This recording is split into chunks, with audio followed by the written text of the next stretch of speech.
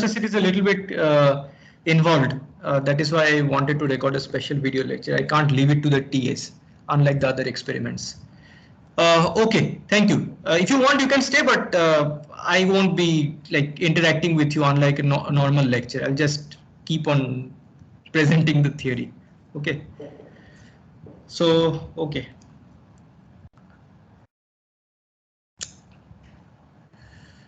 Okay, so we are going to discuss about photoelasticity.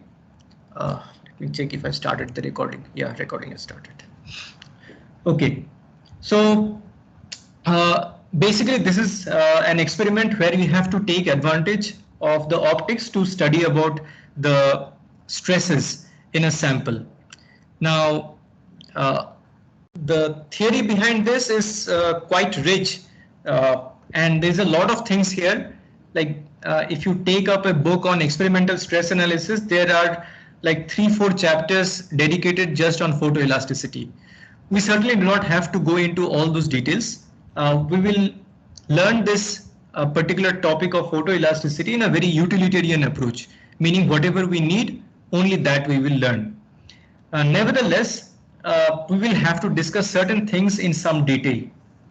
But at the very outset, I would like to revise a few things which you all know starting from your +2. Then you have also studied for something related to polarizers and analyzers in your physics of first year. So a few things I'll just recap very briefly so that we are all on the same page and we are all talking in the same language. And then as quickly as possible, I'll try to go into the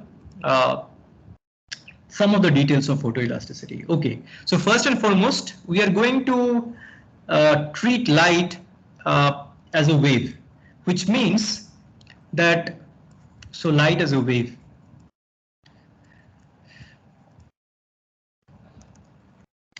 Which means that there will be an amplitude and a phase. So we'll say that let the amplitude be small a and the phase be phi, a cos phi, in the simplest of terms. But then light is a electromagnetic wave, and we can represent it, this phi, in this particular form, a cos twice pi by lambda, which is the wave number, and we will assume that the direction in which light is propagating is in the z direction. Okay, so light travels in a straight line. So this is the particular form we'll start out with. Okay, so this z is the direction along which it is moving. V is the speed of light, t is just the time. Now we can write this particular form in different other forms. So just as a very brief recap, we will say that this twice pi by lambda is equal to k, the wave number. You all know this, just to recap. So this thing becomes a cos kz. So this is then minus kv. So kv we will call as omega. Okay, so how it goes is like this, that your kv that is equal to twice pi by lambda into v, and then v by lambda is nothing but the frequency. So the speed of light divided by speed divided by this wavelength, that is the frequency. So this is twice pi f, and twice pi f is equal to omega, which is the angular frequency. Okay, so this small f is the frequency of the light wave. Okay, so we have this kz minus omega t, and I think if I remember correctly in Professor H.C. Verma's book Concepts of Physics, I think he had represented traveling waves as a cos kx minus omega t. So perhaps you can relate to that. But you see, this cos form is not very convenient because we'll have to deal with quite a few things. It will be perhaps easier if we rewrite it in this form, that this is nothing but the real part of a e to the power I kz minus omega t. So if you expand it by the De Morvis theorem, it will be a cos kz minus omega t plus I sine kz minus omega t. And if you take the real part of it, you get back this. So nothing special, but if we have it in this particular form, then we can manipulate quite a few things later quite easily. And we don't have to keep on writing this real part of every time. Okay, so you may write that our light is just a e to the power I kz minus omega t, with the understanding that you are going to after all take the real part out of it. Okay, so you all know this. Let's move on. What we'll say next is that so see, here we have to deal with light traveling not just through air but through various kinds of other materials, some special kind of materials also, and we will see very soon enough that there is a special kind of materials which has directly to do with photoelasticity. So the entire game will begin there. So just as a very brief recap, that when light travels through a medium, okay, when light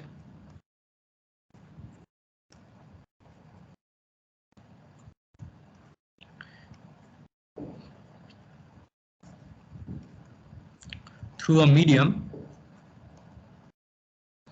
of refractive index, let's say n, okay, or maybe n1, refractive index n1, then its speed, it reduces to v1, and that v1 magnitude is given by v, which is the speed of light in vacuum or air, divided by this n1. Again, you know this. I don't know if you remember this, that in this process, even though the speed changes, the frequency doesn't change. Okay, remember that the f remains unchanged. The frequency remains unchanged. So when light travels through any medium, for example, glass, water, the frequency remains unchanged. So if the velocity or the speed is changing, frequency is remaining unchanged, which means that the lambda is changing. Okay, lambda changes, the wavelength changes. Okay, so that is a very brief recap. And next, what we'll say is that the time required for light to travel through a medium of this of a thickness h. Okay, so basically I want to motivate the discussion towards optical paths.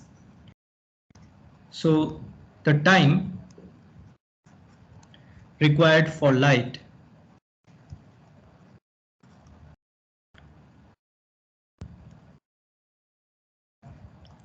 to travel through a medium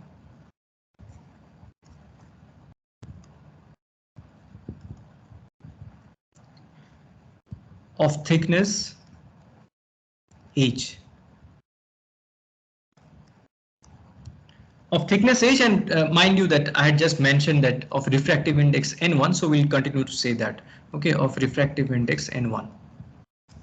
Thickness h and refractive index n1. So perhaps you can imagine that you have a slab of glass whose thickness is h and whose refractive index is n1. So the time required for the light to travel to that is, we'll say t1, that is going to be equal to h divided by v1. And then since v1 is already expressed as v by n, so this becomes n times h by v. So h by v is the time required by light to travel if there were no medium, no glass or no water or anything like that. If it were just air or vacuum, then this h by v would have been the time required. Now because it is traveling through a medium of refractive index n1, the time increases. Okay, and because the time increases, we will say that the effective optical path also increases. Okay, now we have been talking about only one material. Suppose we consider two different materials, and this is slowly the part where we will start veering into the actual photoelasticity thing. Okay, so consider that the same light wave is traveling through two mediums. Okay, let them have refractive indices n1 and n2. We want to find out what is the difference in the time required by the light to travel through these two mediums. Okay, so next,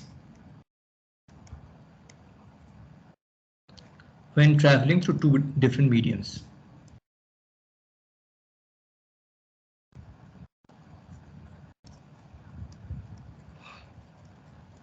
Through two different medium or media.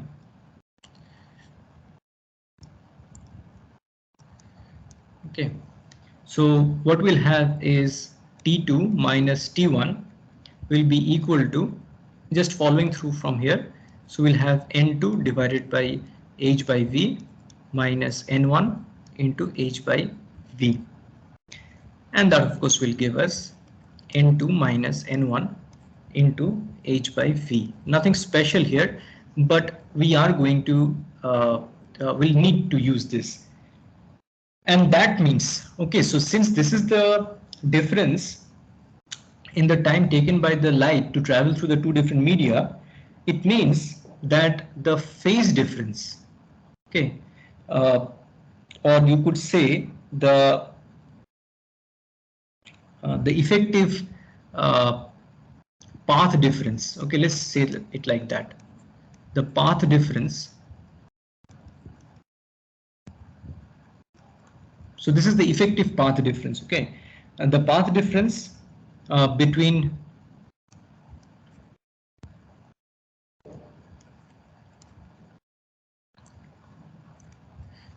the two light waves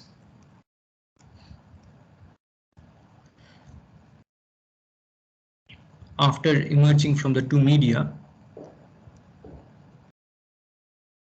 So after it comes out of the two media,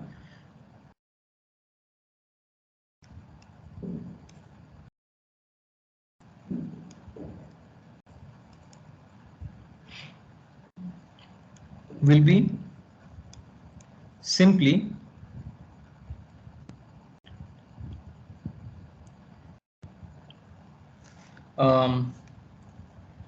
so it will be V T2 minus T1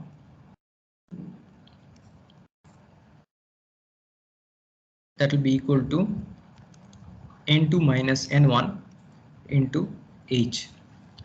So you see, this is the effective path difference between the two light waves.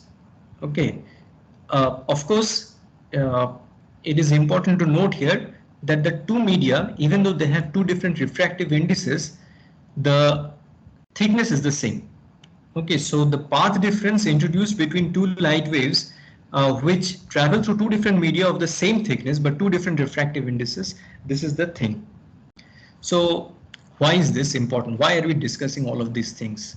Well, you see, in when we have to go into photoelasticity, we have to deal with certain kinds of materials which have not just one refractive index, but they have two refractive indices. So these kinds of special materials, so you actually have some kind of naturally occurring crystals, and I'm sure you have already studied these in your first year physics, I think the physics of waves course. So you have this property called birefringence, okay, where along different directions you have different refractive indices.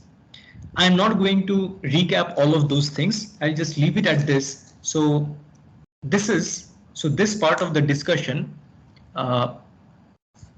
this is what motivates us to go into the birefringence property. And birefringence is like at the heart and soul of photoelasticity. Okay, so what we are going to say now, or what we are going to say next, has to directly do with the photoelasticity setup. See, if I have to present the photoelasticity theory in all its generality, it will take me an enormous amount of time. So what I will do is, as I said already, we'll follow this utilitarian approach. Now, in the photoelasticity setup, okay, in the photoelasticity setup, you have something called the polarizer, which you are familiar with. So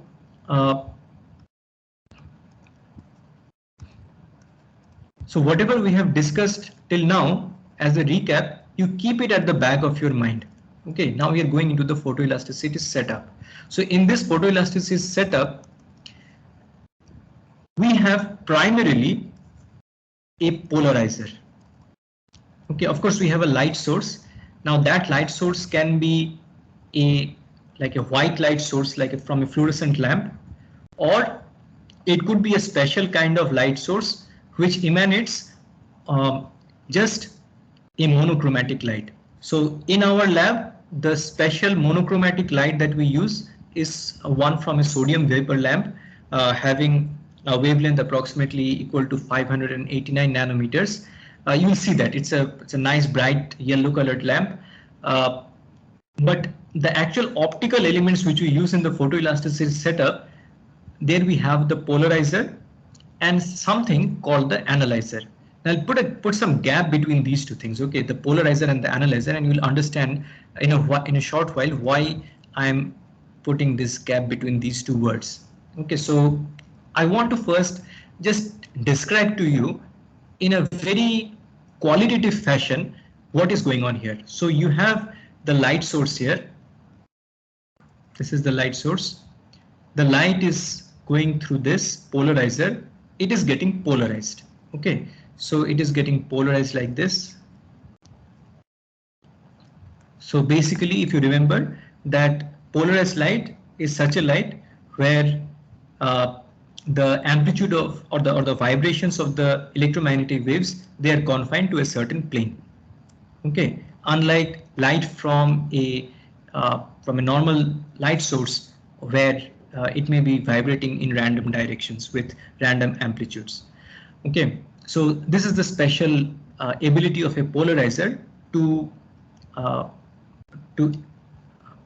filter light out in such a fashion that the light which comes out of the polarizer just vibrates in this one plane. It is of course not at all necessary that it should be vibrating in this vertical plane. Okay, it may be vibrating like that, oblique or any angle. Okay, but they should always be confined in one plane.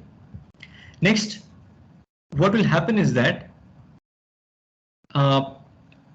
so I'll put some gap here, and then what I'll do is I'll put a sample here. So okay, so we'll call this the sample or sometimes the specimen or the model. Okay, different names. So and then this light, this polarized light will pass through this sample or specimen or model, and then whatever happens here, and that I will describe, whatever happens there, the light will come out of this. I will not put it as polarized or anything. Okay, we'll discuss that later. It'll go through this analyzer, and then we'll see something. Okay, so what we'll see, that is the interesting bit, but this is the overall setup. Now please note that I have written it like an analyzer, but at the end of the day you have to understand that this analyzer is just another polarizer. Okay, so for example, if you just think that this specimen or sample is not there in between. Okay, so if you have just a polarizer here which polarizes light like this, and you have another polarizer which is aligned exactly like this, then the light which passes would have simply passed through this and we would have seen some kind of light. Okay, but instead, so this one will be able to see something light or bright. Okay, so when we observe it. However, if this thing is crossed, okay, if this analyzer axis is crossed or is at 90 degrees to the axis of the polarizer, then we'll be seeing something dark. Okay, of course, when you put the sample or specimen in between, it introduces some kind of phase difference and other kinds of interesting things happen. So we won't be seeing such boring simply light or simply dark. There'll be something more interesting going on. Okay, and what goes on there, that interesting thing, that is basically what you will do in the photoelasticity experiment. But this is the overall setup. Now you may think that okay, this is simple enough, but there is a bit of a complication here in the sense that in the actual lab setup that we have, it is not simply the polarizer, the analyzer, and the sample in between. Okay, it is not that. There is something called a quarter wave plate in between. Okay, so you have something called a quarter wave plate. So this thing is referred to as the quarter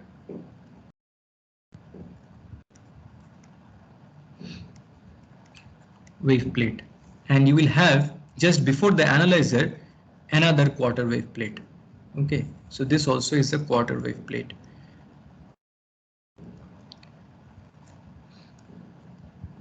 Now I am not sure whether you have studied this or not, so I will give a brief description of what this wave plate is, and on top of that what this quarter wave plate is and what is the use of this in this photoelasticity setup.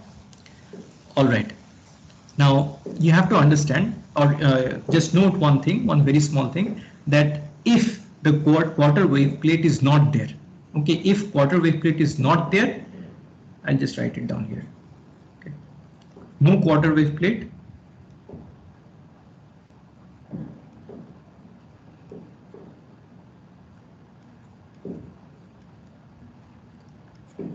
Then this is simply a plain polariscope.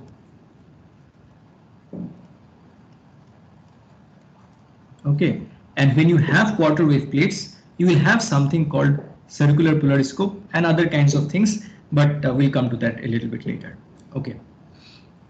Next, so we have now some motivation of studying these kinds of things. This quarter wave plate, this sample, what goes on in this sample, what is the special thing and what is the interesting it does to the light. So from this overall glimpse of this photoelasticity setup, we have some motivation of trying to understand this. So let's go over them one by one. So first of all, wave plate. What is this wave plate and what is the quarter wave plate? Let's go to the next slide. Okay, so wave plate.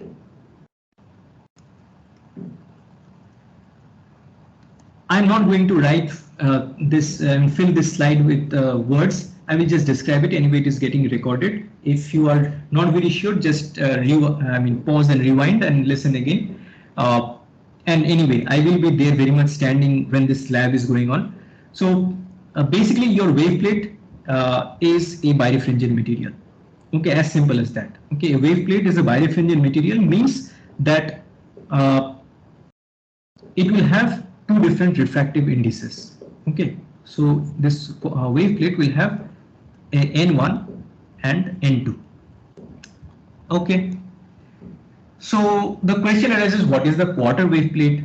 Then does that mean that there is something like a semi-wave plate or a half wave plate and a full wave plate? These kinds of questions must naturally come to your mind. And the answer is yes, there is actually, just like there is a quarter wave plate, there is a half wave plate also. Okay, we are not going to use it in our photoelasticity setup. We are going, the setup that we have only has quarter wave plates. So what is this quarter wave plate? So think of it like this. I think it will be easier if I just draw a little diagram here. What I'll do is, you consider that this is the light wave which is coming out from the polarizer. Okay, this is the light wave which is coming out from the polarizer. So the meaning of drawing it like this is that I'm thinking that it is this is the plane of vibration. Okay, this is by the light wave is vibrating in this way. So the light wave is traveling like this. Okay, so you can imagine that the light wave is traveling in this direction. Okay, so this is like our Z. Okay, now we'll place this wave plate here. Okay, they are all circular in nature. Okay, they all look like circular discs, whether the polarizer is there or the analyzer or the wave plate. All of them are circular. So I'll just try to draw a circle here. Let's draw it in orange. Okay, now the special thing about this wave plate is that it will have two different refractive indices, N1 and N2, along two directions. Okay, so if you look at it, So if you place your eye here, okay, if you place your eye here, if you place your eye here and look into this direction, then what are you going to see? You are going to see something like this. This is the axis. This is the axis of the polarizer, and then you will have this thing present here. Okay, this wave plate present here. Now this wave plate will have two axes. Okay, something like this and something like this. Let's say that along this axis the refractive index is N1, refractive index is N2, and that is basically what it is. Okay, this is a birefringent material. Now this now as you have already seen that if two different light waves pass through two different materials which have refractive indices N1 and N2 but having the same thickness, then let me just go back to that slide. We have already seen this as part of our recap of fundamental knowledge about optics, that when light travels through two different media, it introduces a path difference which is equal to N2 minus N1 times H. Okay, this is the fundamental knowledge, but I recapped this knowledge in the context of two different media. But ultimately, this fundamental knowledge remains the same when we consider birefringent materials also. So here we have two different media having two different refractive indices, but here in the birefringent material, what we have is the same material but having two different refractive indices in two directions. Okay, so and the good news is that earlier that N2 minus N1 into H formula, there also we considered the two materials, the two different materials having the same index, having the same thickness. Here also, this is the same wave plate, and of course, whether you are considering this direction with the N1 refractive index or this direction with the N2 refractive index, the thickness ultimately is the same because it is the same specimen or the same wave plate. So definitely there is going to be a phase difference or a path difference between the two, which will be again equal to N2 minus N1 divided by into H. Okay, where H is the thickness into this Z direction. Okay, so the only special thing about the quarter wave plate, why we call it a quarter wave plate, is that the path difference between the two, that is going to be equal to lambda by 4. So okay, because it is a quarter of a wavelength, that is why. So I'll write this part. Okay, so there is going to be a phase difference between these two directions.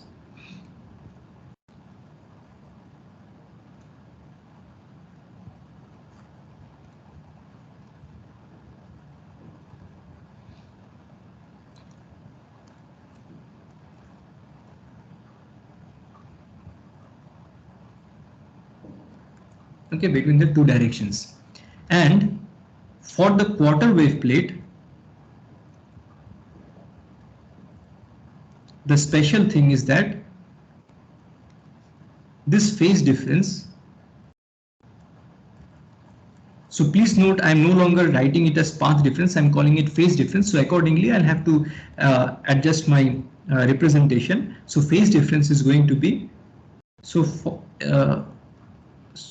this is twice pi by lambda into N2 minus N1 times H. So what is this thing? So just try to understand it like this, that when the wavelength difference is lambda, the path difference is twice pi. Okay, so when the difference in the optical path is lambda, then the phase difference is twice pi. We all understand that. Okay, so one whole difference in wavelength means it is against the same thing, so it is twice pi.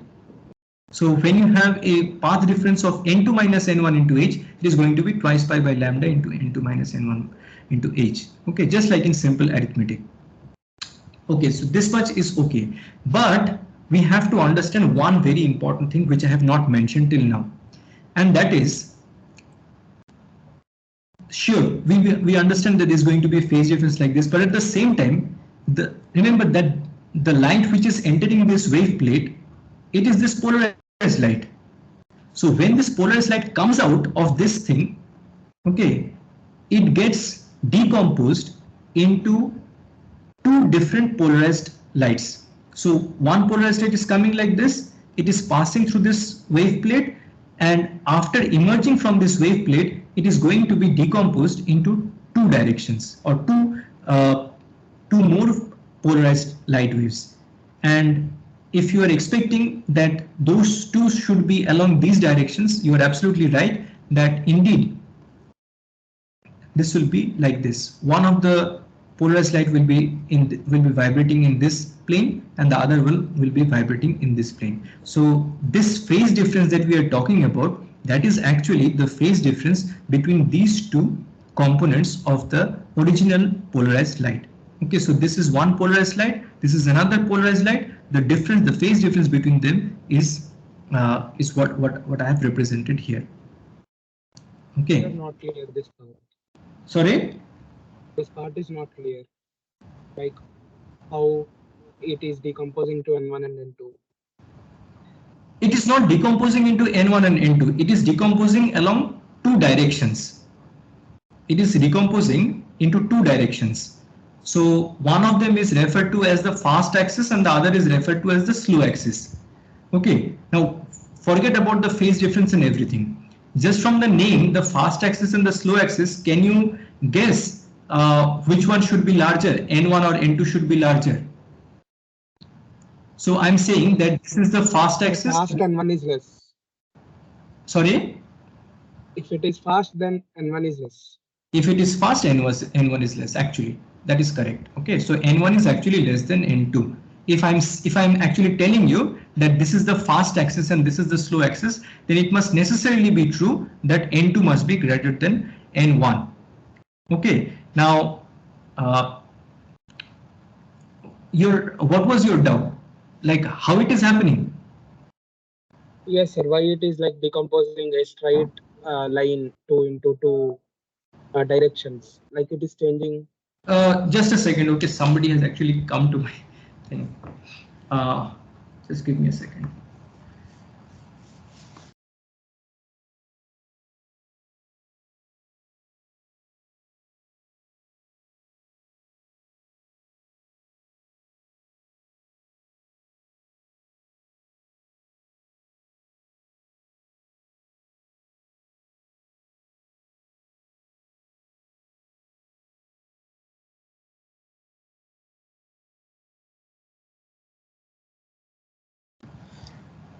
Sorry, another professor was knocking on my door.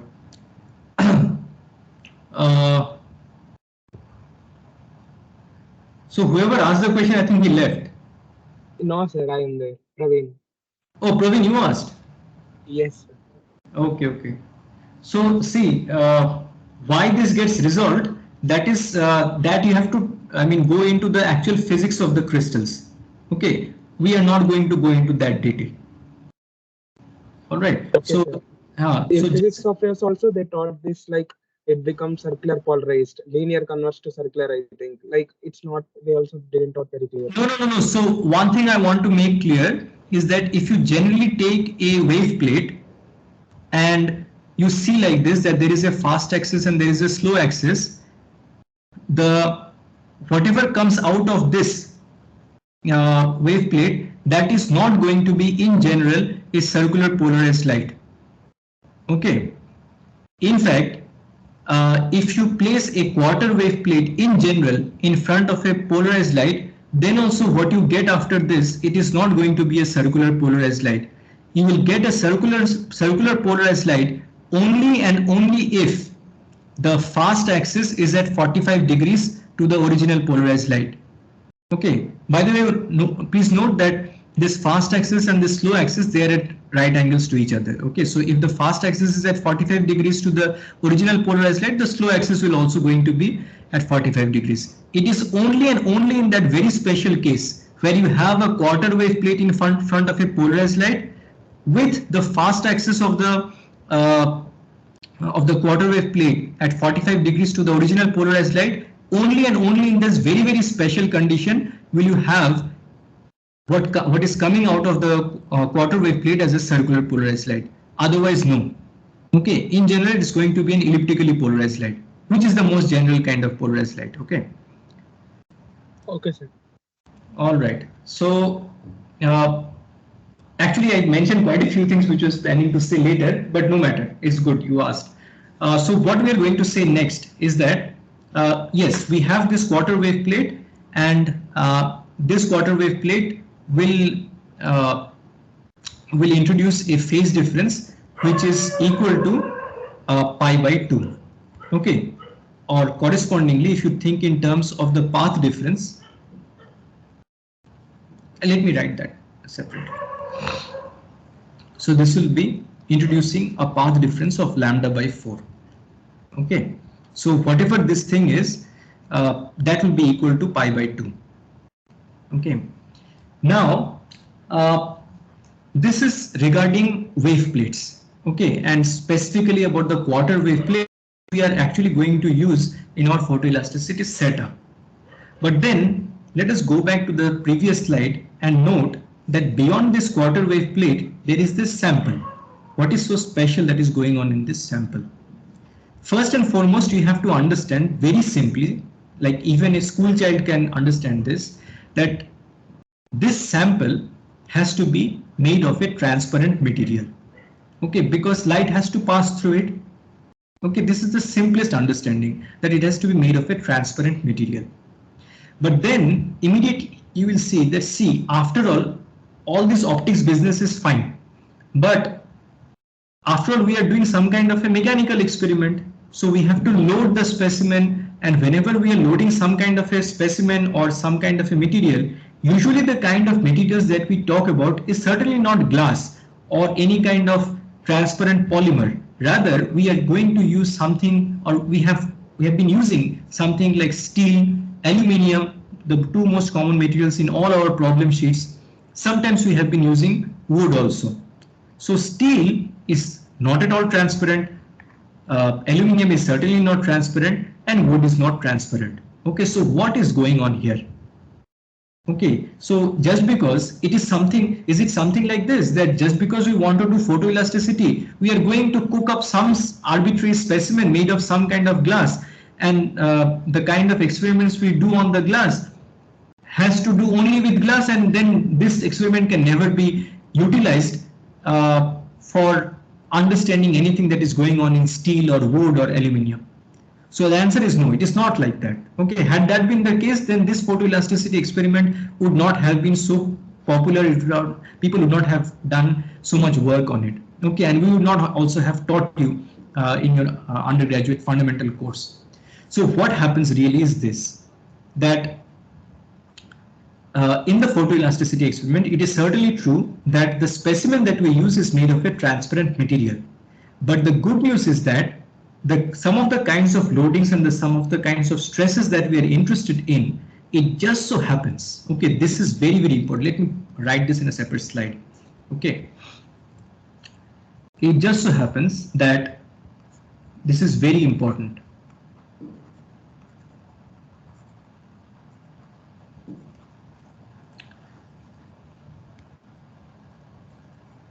Or certain stresses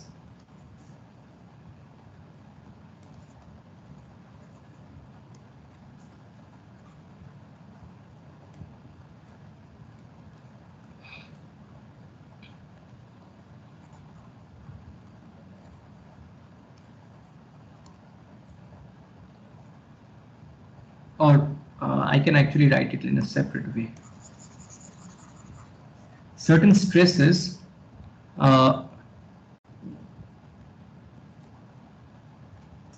turn out to be independent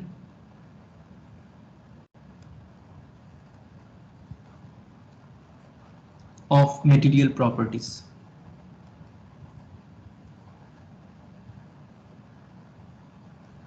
So in the intermediate calculations of the stress analysis, certainly the Young's modulus and everything will be important. Young's modulus will be important. Poisson ratio will be important. But ultimately, the stresses which you calculate, especially if you're interested in the principal stresses, it just so happens that they turn out to be independent of the material properties. Okay, so they will be a function purely of the geometry of the material. So this may seem very surprising, but actually there are quite a few situations where you will have things like this. So for example, this is the actual situation which we will be studying in the photoelasticity lab.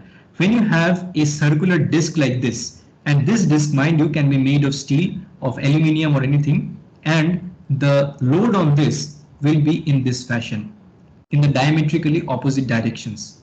So when you load this kind of a circular specimen in this fashion, then the stress patterns which develop, they are independent of the material. Okay, so whether you take it as a steel or aluminum or anything, it is going to be the same. Okay, it will be only dependent on the value of this force and the diameter of this and some other geometrical things. Okay, so that means that if the stress patterns in this thing doesn't depend on whether it is steel or aluminum or wood or whatever, then we might as well make this disc out of some kind of a transparent material. So we can make it out of glass, but glass is very brittle. So perhaps we can make it out of some kind of special polymer is used here. So in the photoelasticity experiment, this thing is actually made of an epoxy resin. Okay, so in general we can write it as some kind of a polymer, okay, which is completely transparent. So from a distance you will think that this is made of glass. Okay, so a very transparent material of polymer, and the good news is that stress patterns remain the same.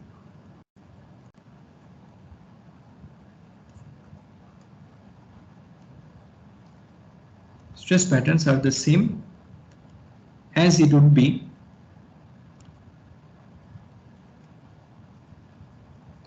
in any other material. So this is a very surprising result, but it is like very well established result.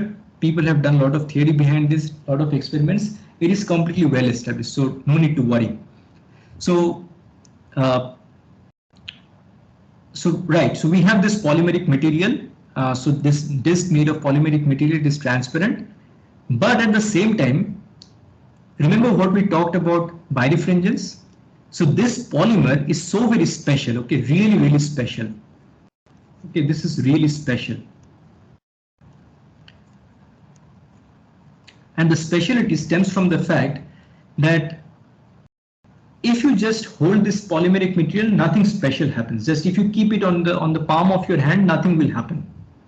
Okay, but so if you hold it in the palm of your hand, it is just a transparent material sitting on your hand. But if you load it like this, okay, or load it any other way, so under stress,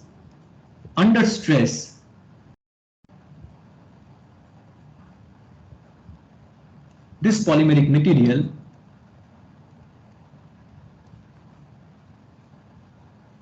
it turns temporarily birefringent.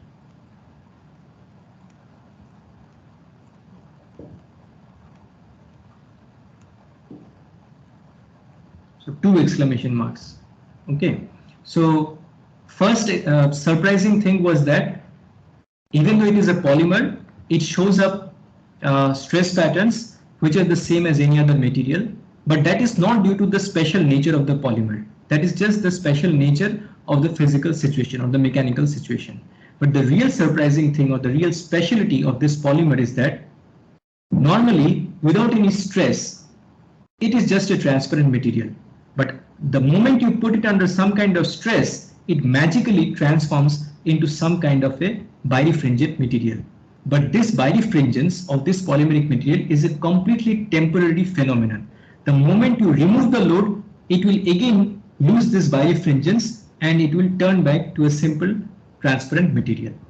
Okay, and this property of the temporary birefringence is what we are going to utilize truly in the studying the the principal stress directions and the principal stress magnitudes in the photoelasticity experiment. Okay, so let's get some idea behind this. What we are going to do. So we'll write down two things. Okay, first of all, we'll write down that when such a material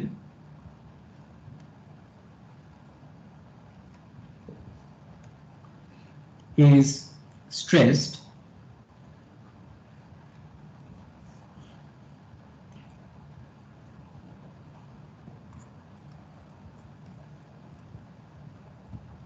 it becomes temporarily birefringent. This we have already written, but I just want to emphasize this.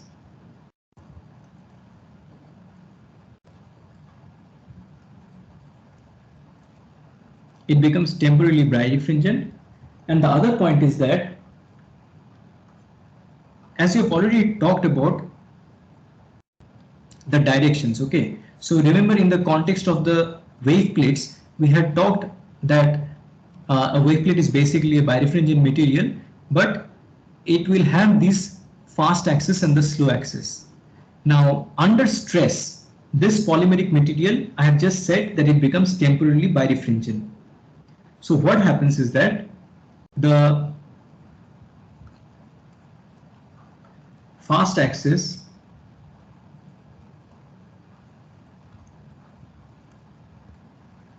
and the slow axis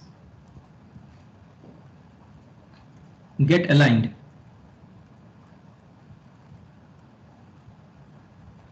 Along the principal stress directions.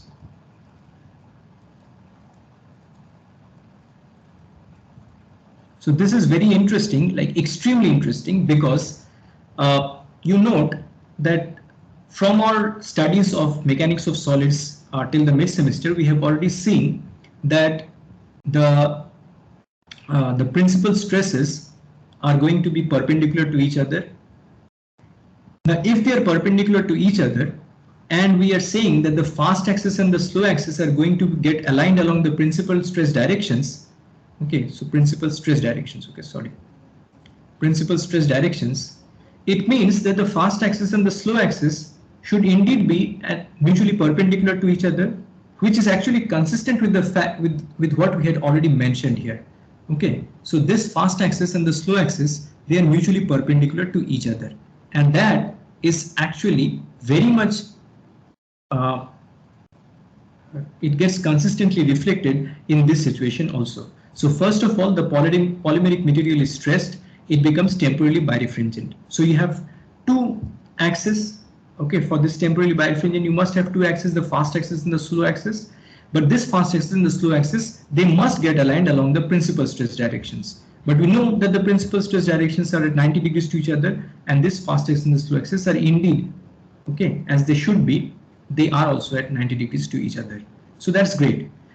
We also understand that the fast axis and the slow axis, they must individually have two different values of the refractive index, and in this temporarily birefringent material, as long as it is under the stress, this fast axis will show one value of the refractive index and the slow axis will show another value of the refractive index. Basically, one of the principal stress directions will show one value of the refractive index and the other principal stress direction will show another value of the refractive index. Now you may be thinking that in a general three-dimensional state of stress, you will have not just two values of the principal stresses but three.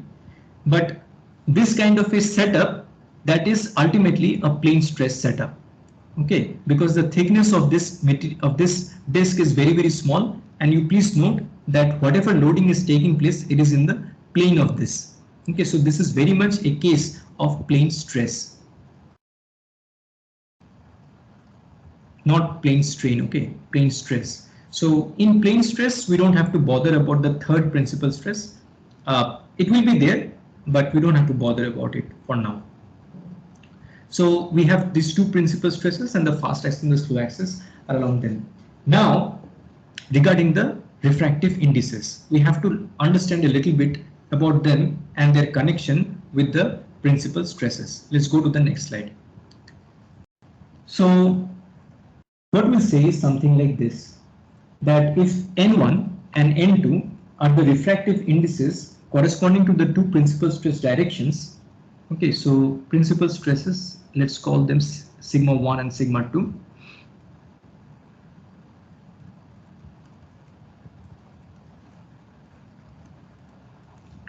What we'll say is that N1 minus N0. So N0 is some reference refractive index. So N1 minus N0 is going to be equal to C1 times sigma 1 plus C2 times sigma 2. This is some kind of a linear relationship. And again, we'll have N2 minus N0 is equal to C1 times sigma 2 plus C2 times sigma 1. Now these are referred to as, again, Maxwell's relations. So you have a number of Maxwell's relations. You have Maxwell's relations in electromagnetism, you have Maxwell's relations in thermodynamics also, you have Maxwell's relations in this stress mechanics dual topic. Okay, and actually there is a three-dimensional version of this also, okay, where you have C1 sigma 1 plus C2 sigma 2 plus sigma 3, and then there will be a sigma 3 here also, but we don't have to worry about all those things. This two-dimensional version is fine for now. Okay, now you see, when we're talking about the birefringent material or the wave plates, we were interested in, so let me go back to that slide. We were interested in this thing, this N2 minus N1 business. So let's see what we can do with this N2 minus N1 in this particular context. Okay. So what is N0 there?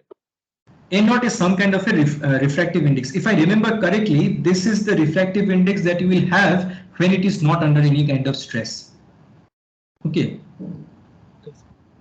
All right. Because then also it's a material, right? When it is not under stress, it is also some kind of a material. Okay. So it will have some refractive index then also. But under stress, it will have two different refractive indices. So we write it like this. I hope this is all right. Yes, sir. Okay. Next, we want to utilize these things to make the connection between the optics and the stress, and how we go about calculating the phase difference and the path difference and some other things. So what we'll do is, first of all, we'll say that, okay, let's do it like this. The path difference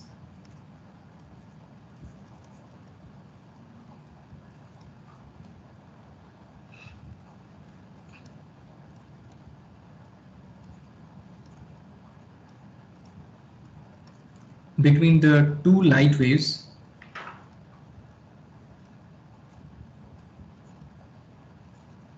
along the two principal stress directions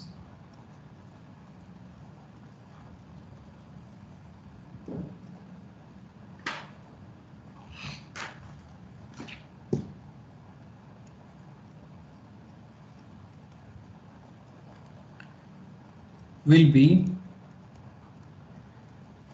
what? If the thickness of the sample is let's say D, then it is going to be D into N1 minus N2 or N2 minus N1. So since N2 is going to be larger than N1, we'll call this N2 minus N1.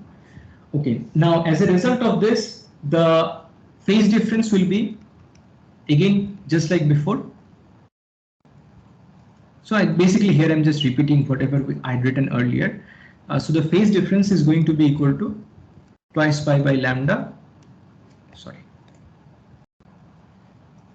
D into N2 minus N1. Now we want to represent this N2 minus N1 in terms of the stresses. So we go back to these relations and we calculate the N2 minus N1. What is the expression for that? N2 minus N1 is going to be equal to, this is, how do I write this? C1 sigma 2 minus sigma 1 plus C2 sigma 1 minus sigma 2. And then what I will take common is sigma 1 minus sigma 2. Okay, so that means it will become C2 minus C1 on this side, and then that will be sigma 1 minus sigma 2. Okay, so I'm kind of thinking in my head that sigma 1 is greater than sigma 2. Okay, sigma 1 is greater than, so that's how we studied in our problem sheets. Okay, sigma 1 greater than sigma 2 greater than sigma 3. So in that term I'm thinking. Okay, so we have this thing. And what we'll say is that this C2 minus C1, instead of writing in this long fashion, we'll just call this as C. Okay, this C, and this C is what is referred to as the stress optic coefficient.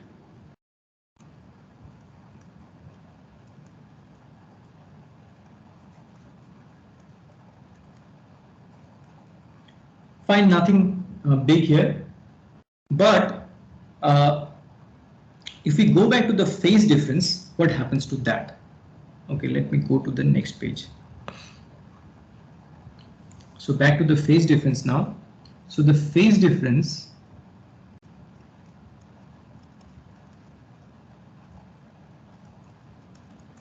that was twice pi by lambda d times n2 minus n1. So this is going to be twice pi by lambda d is d, n2 minus n1, we have just written it as c into sigma 1 minus sigma 2. C into, sorry, sigma 1 minus sigma 2. Okay, so we have this thing. Now what we are going to say is that this particular combination lambda by c, the wavelength divided by the stress optic coefficient, we'll call this as f sigma. Okay, so lambda by c, that we will put as f sigma. Earlier we had used f for frequency, so I'm using a different symbol here or different notation, f sigma. So this is what is referred to as the fringe constant. Now this is something which is very specific, first of all to the material and also to the wavelength. Okay, so you see it is dependent on the wavelength, it is dependent on the C. And what is the C? C is the stress optic coefficient, and that C, mind you, depends very much on the C1 and C2. So it is very much dependent on which material you are using. And in the actual experiment that you are going to do, the TAs will actually provide to you the values of F sigma. But please note that this is not some magical value like God is providing. It's not like that. In the photoelasticity experiment, the first step, like if you were to actually do an unknown problem in photoelasticity using an unknown material, then you would actually have to find out this F sigma. Okay. Now finding out first the F sigma and then utilizing it to actually calculate some do some actual calculations from the experiments takes a lot of time. So in our lab, what we'll do is we'll provide to you the value of the F sigma, and then with that as a known thing, you will proceed to do some other calculations based on based on an actual photoelasticity experiment. Okay, so with this much thing, we can actually proceed to get a hang of some of the more intricate details of the photoelasticity setup. Okay, actually, believe it or not, we have covered a lot of ground. Just with this much, you can understand, I think, quite a bit of the photoelasticity experiment, at least the fundamental things. But there are some other fundamental things which you will also need to understand. That is not difficult, but you have to first be exposed to the thing, and that has to do with the special arrangement which is referred to as either the plane polariscope, that is one arrangement, or the other one is the circular polariscope. So usually in actual professional level photoelasticity experiments, people almost always use the circular polariscope configuration. Okay, which is why the quarter wave plates are actually important. But to obtain an overall understanding of the photoelasticity setup, you will have to first understand a little bit about the plane polariscope arrangement also. Okay, so what we'll do is let's first go to the plane polariscope. Okay, let me go with the fresh slide.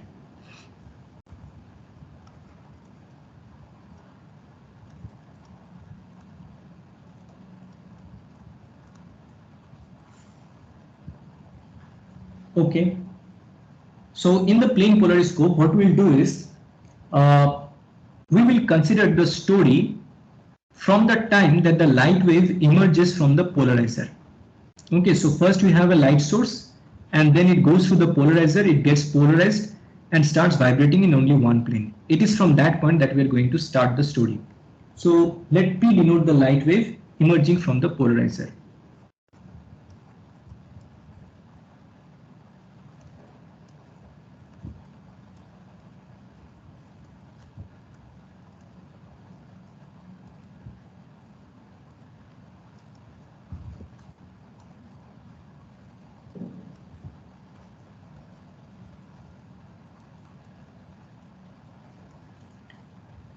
Okay, so we can write it like this, that P is equal to A e to the power I phi. Please note that I am no longer writing it as the real part of A e to the power I phi.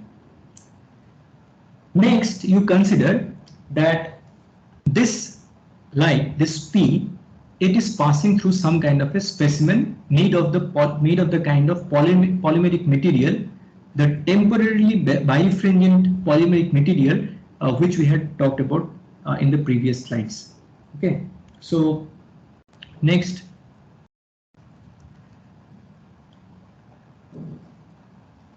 let P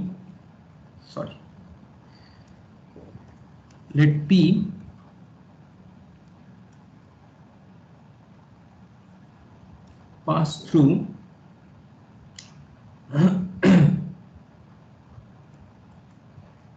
a stressed model.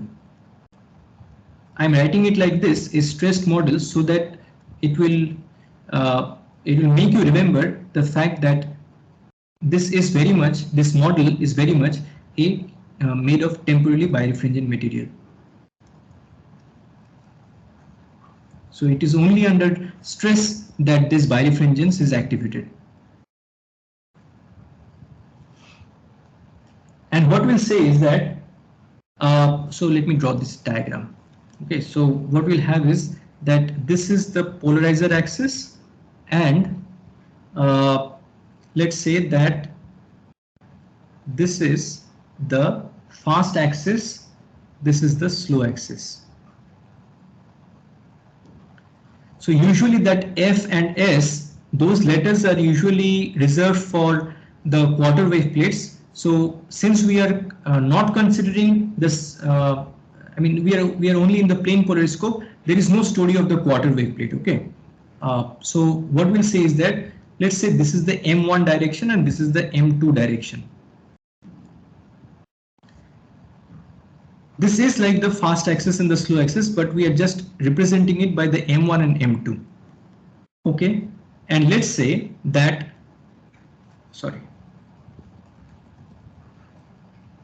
that this M1 makes an angle of alpha with the horizontal. Please do not confuse this arrangement with the quarter wave plate arrangement, where the fast axis of the quarter wave plate would be permanently oriented at an angle of 45 degrees to the polarization axis, okay, or the polarized light axis. Here, the point that we are considering, okay, this is a certain point within the specimen. So think of it like this, that you have a certain specimen. If you consider this entire thing, if you consider this entire circular disc like this, if you consider this entire circular disc like this point here is just some arbitrary point here. Okay, and here it so happens that the M1 is oriented at an angle alpha to the horizontal.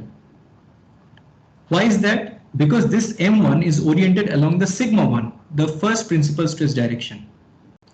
So you have this situation. This is M1, this is M2. If you consider another point, it is not at all necessary that at that point the M1 will be oriented at an angle alpha to the horizontal. It may be at some other angle. It may be like this. The M1 will be like this, but the M2 will be of course oriented perpendicular to the M1. If you consider another point, it is possible that the M1 is like this and the M2 is like this. Okay.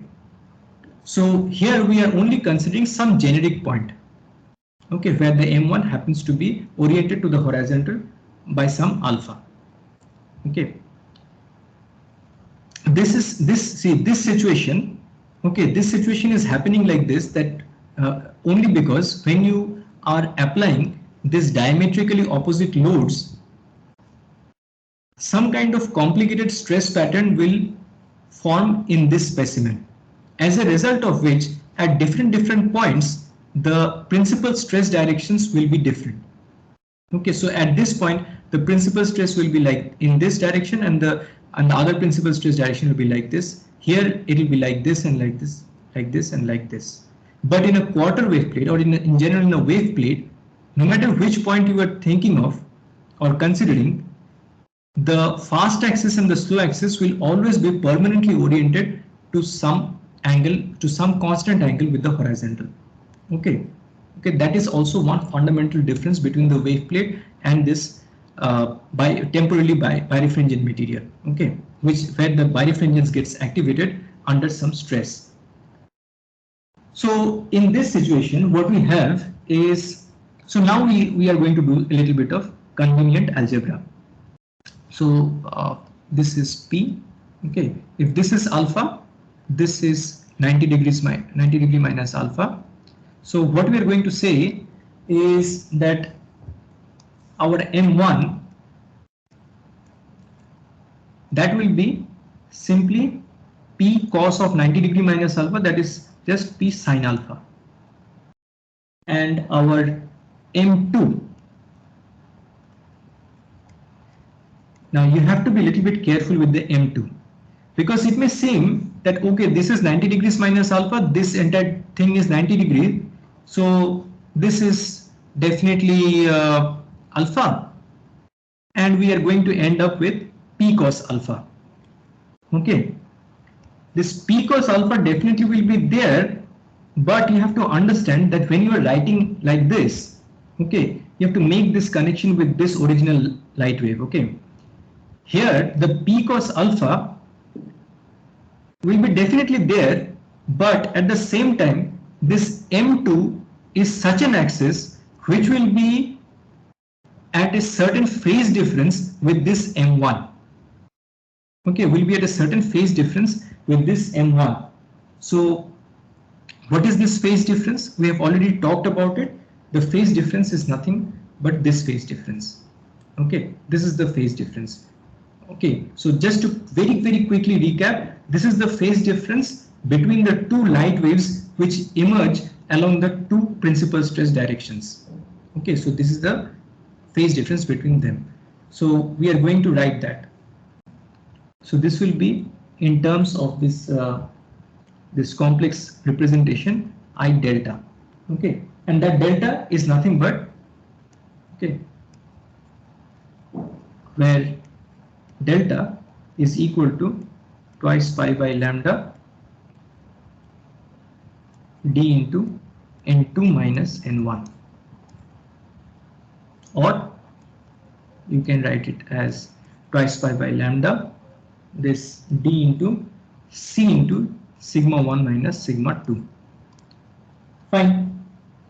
Okay, and please verify that this if this n2 is larger than n1, then actually the m2 is lagging behind m1. Okay, so if n2 is larger than n1, then m2 is lagging m1. All right, now what we want to do is, you see this, the light wave which will emerge out of the specimen will consist of these two light waves, the one along the m1 and the m2. After it has come out of the specimen, where it will pass through? It will pass through the analyzer. Okay, so these two light waves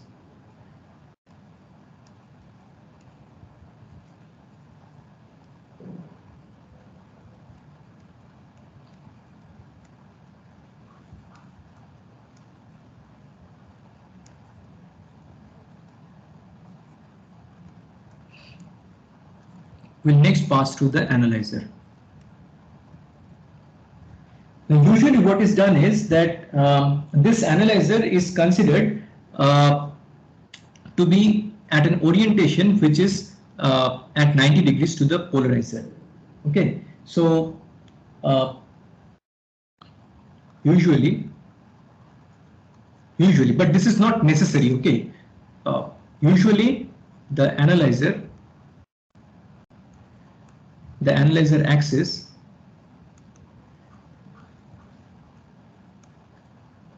is at 90 degrees to the polarizer axis.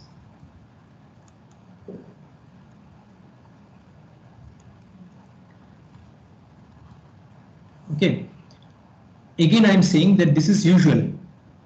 It is very much possible, okay, and there are actual experiments done in certain settings.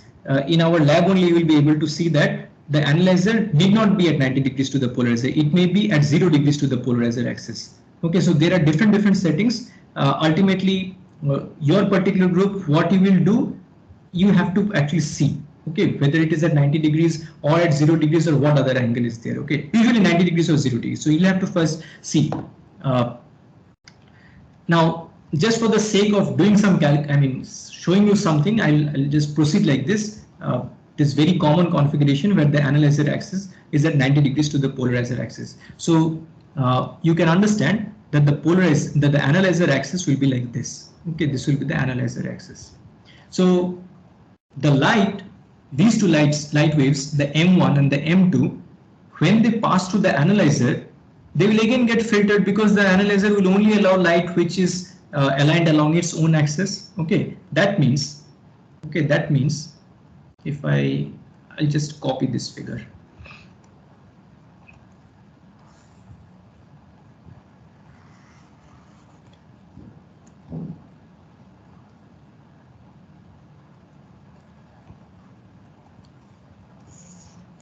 Okay, which means that the analyzer, the light which will come out from the analyzer, that will be equal to what? M1 cos alpha. Okay, the component of the M1 which is aligned along this analyzer axis, and the component of this M2 which is aligned along this analyzer axis, and that will be, so this is in this direction, this leftward direction, so this will contribute with a minus M2 sine alpha. Okay, so remember what our M1 and M2 was? Well, you don't have to remember, you can just copy it from here. So M1 was P sine alpha, so this is P sine alpha, then this cos alpha is there.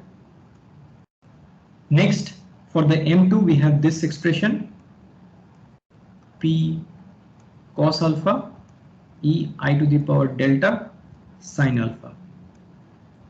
Okay, so what we have now is P sine alpha cos alpha 1 minus e to the power I delta. Okay, so we will do a little bit of algebraic jugglery to present it in a more convenient form.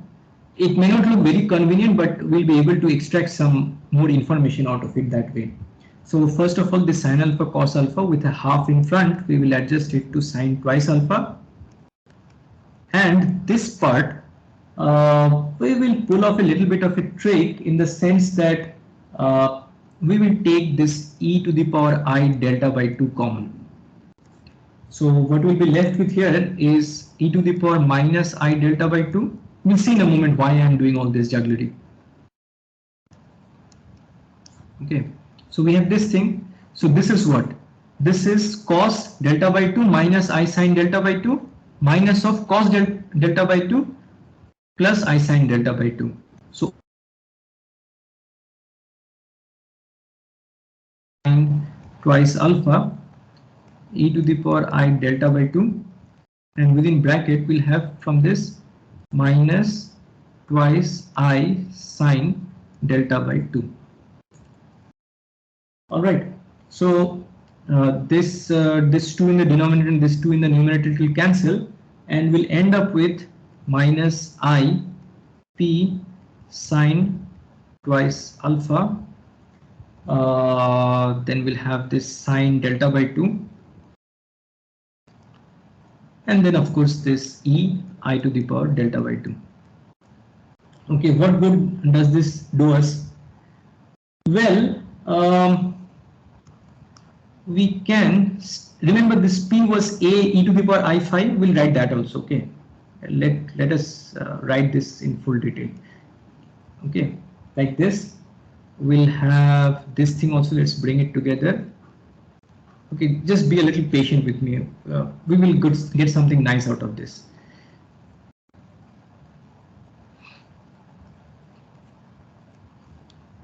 Now you see, we can make it even more convenient. See, minus I is here, right? So this minus I means what? Minus I means, I can write it here, minus I is equal to basically e to the power minus I pi by 2. Because cos pi by, because this will be like cos pi by 2 minus I sin pi by 2. Okay, so cos pi by 2 is 0, minus I sin pi by 2, so sin pi by 2 is 1. So that is basically minus I. So this is ultimately a e to the power, within the bracket I will in the power I will be able to write this as minus I pi by 2 plus I5. I could have written the I outside, but leave it like this, plus I delta by 2. And then we have this sine twice alpha sine delta by 2. Okay, what a horrendous expression, but not so bad actually, because you see, this is what? This is the light wave which is coming out of the analyzer. So this is the light wave which we as the observer are actually seeing. But we see, you don't actually see, I mean, when you are observing a light, you don't understand that light is a wave. Okay, nothing is like oscillating or anything in front of your eyes. So this is quite, I mean, meaningless physically speaking. So what is actually physically meaningful is what you actually see in terms of the intensity of the light. Okay, so can we not perhaps think of this light wave in terms of its intensity? And for that, all that you have to do is first of all consider what is its amplitude.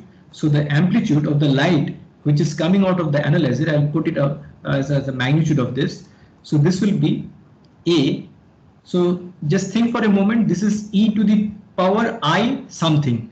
Okay, e to the power I something, the entire magnitude of that will be nothing but 1. Why it will be 1? Because you see, you write anything as like this cos kappa. Okay, so cos I kappa. So this will be, sorry, what did I do? If you have something like e to the power I kappa, then this will be cos kappa plus I sin kappa. And if you take the magnitude of this will be nothing but cos square kappa plus sin square kappa, and that is just 1. So that is why this entire thing, this horrendous looking thing, in terms, when you think in terms of the amplitude of the light wave coming out of the analyzer, that will contribute a nice solid 1.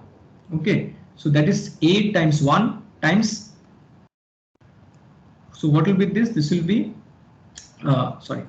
this will be sine twice alpha sine delta by 2. So the moment you have the amplitude, you can go and write the intensity, because intensity is nothing but the square of the amplitude.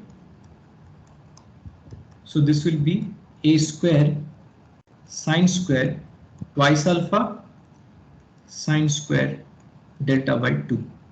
Okay, so this is a very, very important result, and you will understand in just a minute why it is such an important result. Okay, let me go to the next slide. So we have this thing, right?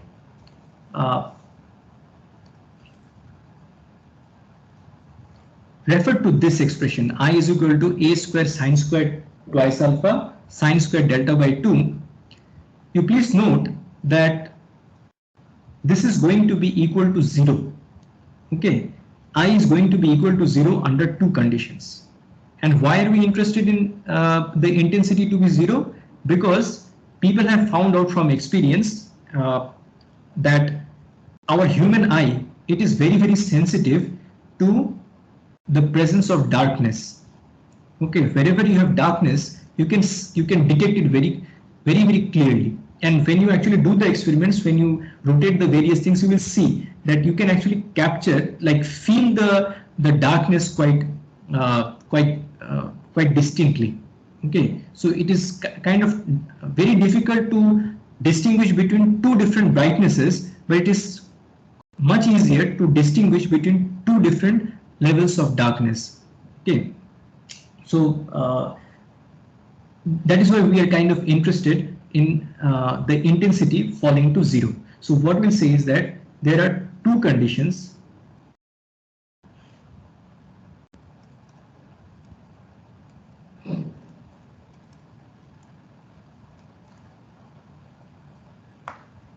which can lead to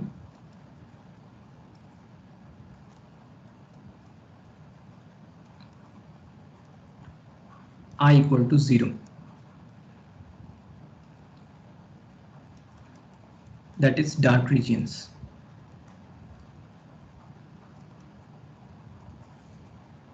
So first condition.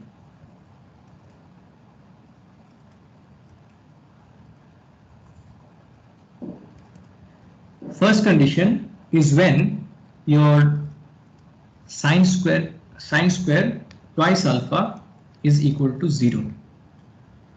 When is it equal to 0? It is equal to 0 when twice alpha is equal to integer multiples of pi.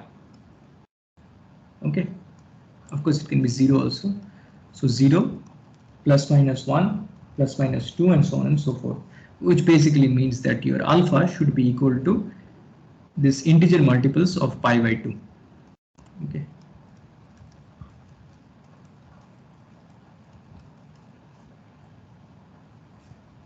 What is the physical meaning of this? Okay, we have gotten one very nice condition. Okay, just like JE days. But what is the meaning of this? Meaning, remember, so let's go back to that slide where you had this alpha. What was the alpha? Alpha was the axis that one of the principal stress directions it was making with the horizontal, or you can say with the analyzer axis. Okay, so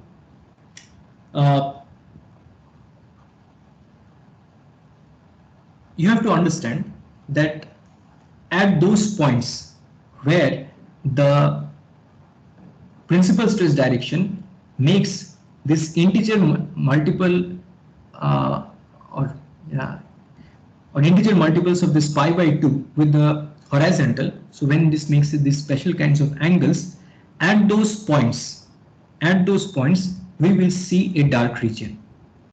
Okay, so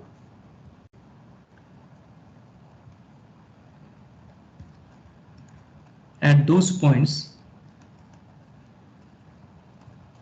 in the specimen,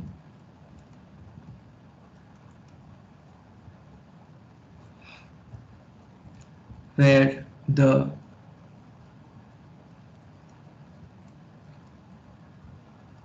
principal stress direction M1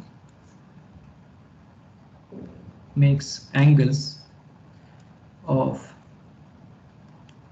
M pi by 2,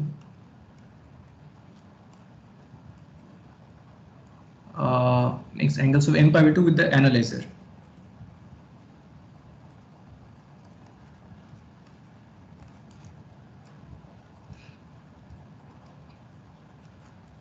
We'll see dark regions.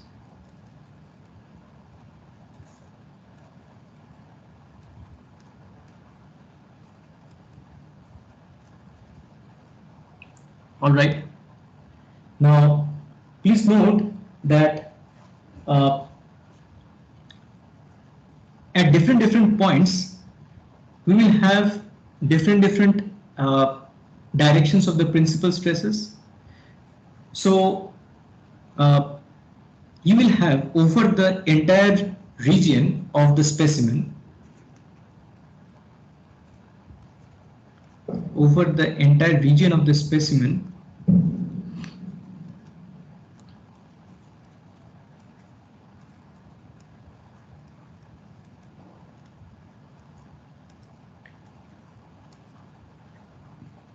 is certain locus of such dark spots, you can say. Okay, so they will never look like spots together. So this locus, okay, so this locus, they will look like a dark band or a dark fringe. Okay, so a dark band. So no matter how much I try to describe it through words, it will never be as clear as when you actually come to the lab and just take one look. You will immediately understand what I'm saying here. Okay, so just remember that under these conditions, you will see these kinds of things. So, but what is the lesson here? The lesson here is that this alpha has to basically do with the principal stress directions. Okay, it has nothing to do with the magnitude. So nowhere in this thing we are seeing anything regarding the values of sigma 1 or sigma 2. All that we are seeing is what is the orientation or the inclination of the principal stress direction with the analyzer. Okay, and since this entire story has to do with this with the inclination of the principal stress directions,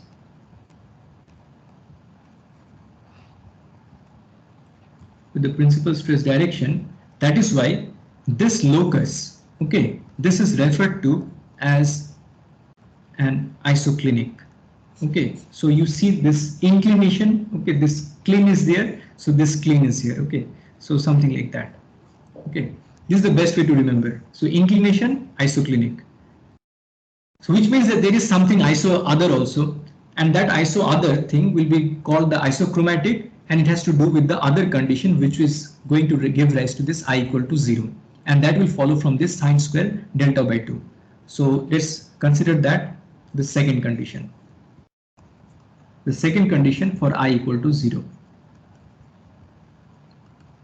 So for that, what we'll have is sine square delta by 2. This was, what was it, right? Sine square delta by 2. Okay, so sine square delta by 2 should be equal to 0. When is this going to be true? So sine square delta by 2, that will be true when delta by 2 is going to be again equal to some integer multiple of n pi, where again this thing will be n equal to 0 plus minus 1 plus minus 2 and so on and so forth. Okay, that means what we'll have here is, see, we'll not take this to that side, rather we'll do something else. You see, we have this delta by twice pi is equal to n. Okay, why are we writing like this? Well, if you go back to the expression of the phase difference or the path difference, you will see that delta by twice pi is nothing but d into n2 minus n1 divided by lambda. Okay, because you remember that the phase difference, this delta is the phase difference. Okay, it is the phase difference between m1 and m2. So that was delta is equal to twice pi by lambda d into n2 minus n1. All that I have done is taken that twice pi and brought it to the denominator on this side. So delta by twice pi is equal to d into n2 minus n1 divided by lambda, but this thing is nothing but this n. Okay, so this integer multiple thing. But let us not forget that so this thing will actually show up in your actual experiment as the nth number dark band or dark fringe. Okay, so just like you had the locus of points giving rise to certain dark bands in the case of the isoclinics, here also you will have certain dark bands appearing. Okay, so these are going to be referred to as the isochromatics. So the locus of points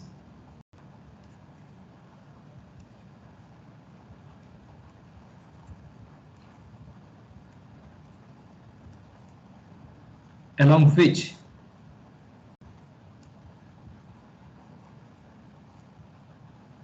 delta by twice pi is equal to n is called an isochromatic.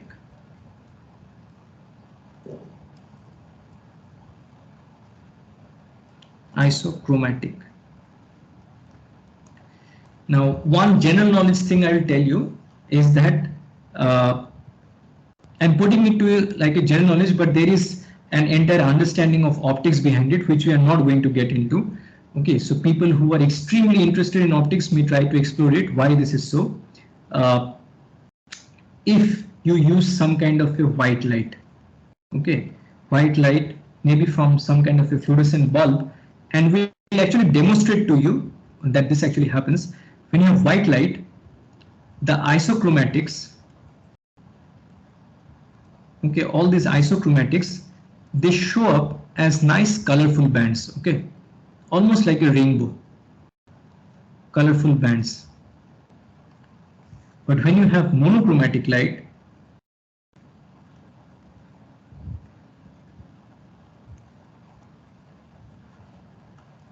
okay, so we'll be able to demonstrate to you both these things in our lab. We have both these things. White light is there definitely. I mean, anyone has white light. And we also have monochromatic light. So we actually have a sodium vapor lamp. So there the isochromatic will show up simply as dark bands.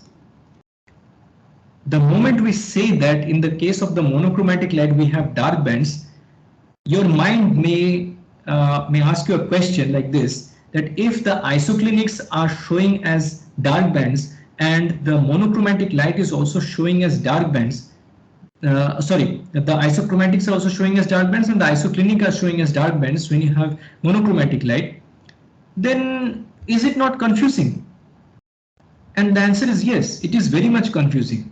Okay, so when you have isochromatics also as dark bands and isoclinics also as dark bands, then it is very, very confusing. Now, some of you may claim that, okay, we will not use monochromatic light, we will use white light, then it will be showing up as colorful bands. But the problem is that these colorful bands, it's not just a matter of observing very beautiful things.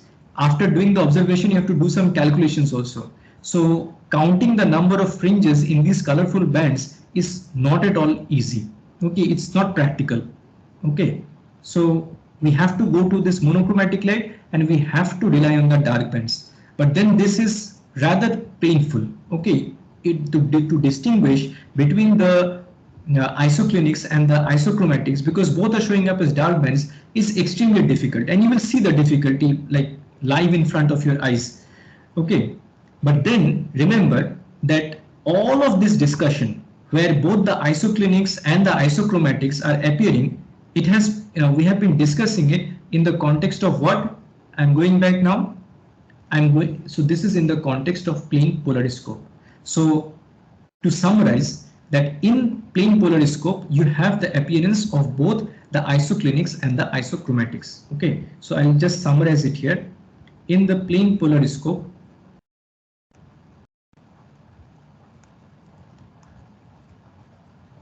both isoclinics and isochromatics appear. Now, if you want to, so let me just state something before that. You see this isochromatic, it has to do something to do with the magnitude of the stresses. Why? Because this n2 minus n1, it has to do with the sigma 1 minus sigma 2.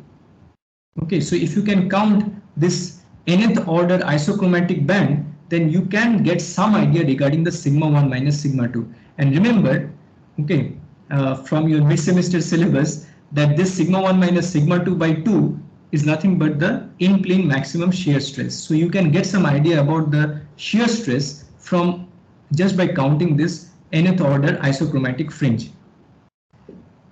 But then the problem is you cannot distinguish between the isoclinics and the isochromatics so very easily. So would it not have been very nice, for the sake of getting an idea about the in-plane shear stresses, if you could somehow isolate the isochromatics from the isoclinics? Okay, this is the question we pose in front of us. So can we perhaps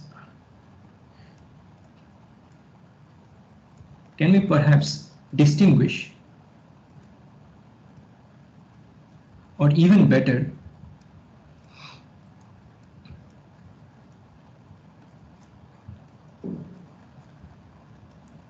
isolate the isochromatics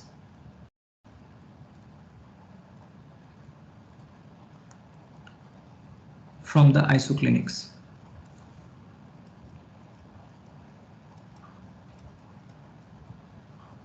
This is the big question, the $1,000,000 question in front of us.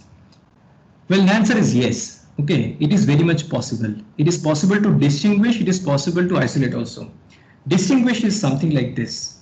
One can say very easily that, okay, you can distinguish between the isoclinics and the isochromatics just by using white light.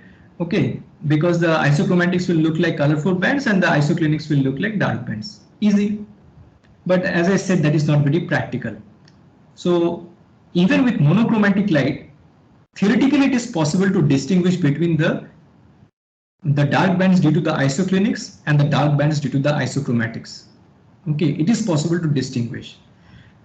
And that is why if you go back to the isoclinics, if you change the orientation of the analyzer, okay, if you change the orientation of the analyzer, then you will see that the dark bands associated with the isoclinics will also change. Then that happens because the relative orientation of the principal stress directions at each point with the analyzer axis, it changes. Okay, so let me just go back to that figure. Where did it go? Right, this figure. So if you change the analyzer axis here, so just imagine that the analyzer first of all is lying horizontal. If you change the analyzer axis, that means this alpha is going to change. So wherever it was alpha, maybe it has now become 0. So the entire locus of points which is associated with the isoclinics can be changed just by changing the analyzer axis. Okay, and remember that when we change the analyzer axis, the photoelastic setup is such that the analyzer and the polarizer axis, they can be changed simultaneously. So it's not that we will just change the analyzer axis. Okay, they can be changed independently, they can be changed together also. So when we change that together, nothing else gets disturbed, only the relative angle between the M1 axis and the analyzer axis gets changed, so that the isoclinics get changed. The patterns of the isoclinics get changed. But note, when you come to the isochromatics, there is no such dependence. In the second condition, there is no such dependence of the orientations of the principal stresses. Okay, there is no business of alpha here, not at all.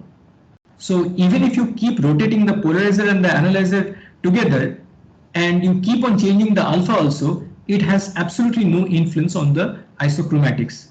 So even within the plane polariscope, and even when using monochromatic light, you can kind of distinguish between the isoclinics and the isochromatics by noting that by changing the polarizer and the analyzer together, the isoclinics will start to change patterns, but the dark bands associated with the isochromatics are not going to change. I know this is a lot of information to take in, but this is being recorded. You may try to listen to it a couple of times to wrap your head around it. Okay, so that is what it is. But again, I'm telling you, this is not very practical. Okay, just to catch that glimpse of how the isoclinic patterns are changing, it is not very practical. It would be much better if we could somehow isolate. Okay, it would be much better if we can somehow isolate the isochromatics. So can we perhaps go for such kind of a photoelasticity setup where the isoclinics will be completely not there? Okay, we don't have to bother with the isoclinics at all. All that all that we can see in front of us are just the isochromatics, and that is very much present through this circular polariscope. Okay, so let me see. Well, the thing is, if I have to go to the circular polariscope description, it will take me another half an hour to 40 minutes. Perhaps that is not the best idea. I'll end this meeting for now. Maybe tomorrow I'll record another in a relaxed fashion. I will discuss the circular polariscope thing. So I'm ending this video now. Praveen, thanks for joining. I will record another video tomorrow. Thank you. Yeah, see you in class tomorrow. Yes, sir. Bye. Bye, sir.